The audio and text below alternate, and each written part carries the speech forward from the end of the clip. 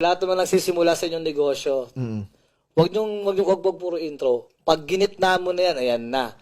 Ang sakit ng gitna, yan na yung bisyo, reward, Oo. expenses, Oo. luho. Lalaki na yung ano. Oh. Matututo ka na magsugal. Man, kahit magkaroon ka ng kotse, hindi pa rin champion yan. Oo din. Hindi pa rin yun. Hindi pa rin sabihin longevity yan. Hindi Oo, pa din. rin yun. Hindi pa rin Hindi yun. pa yun win, no? Wala Hindi pa. Sisimula pa lang. Oo. Sa pwesto ko to, lahat ng pagkakataon para mag-ubos ng pera nasa akin ang sitwasyon. Oo, pero hindi mo ginagawa. Hindi. Natawala nga lang ako eh. Maging money wiser lang talaga. Hindi pwede magalaw ang puhunan. Okay. Diba? Oo. Ikot. Dumudoble dapat yun. Ito yung chance ang kumain ka ng masarap.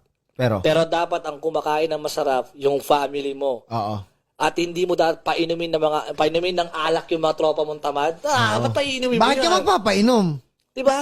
Di, inubliga mo lang sila matamad Kaya lalo. yung definition na, nagbago ka na. Oo. Laki ng pinagyabang mo, ganyan, hindi namamansin. Eh, kasi, yan pa rin yung katoxican mo sa buhay mo eh. Oo. Tinatapik ko kayo, pero ayaw yung gumalaw. Puro hate pa din. Eh di sana lahat tayo business partners. Lahat tayo may ginagawang iba. Man, proud ako sa buong tropa ko. Kasi kanya-kanya nagbibenta ng pyesa. Kanya-kanyang hustle. May kanya-kanya tindahan. Kaya kung mag-ambag kami, ang laki na kinakain, ang mahal na kinakain namin, ang mahal ang iniinom namin.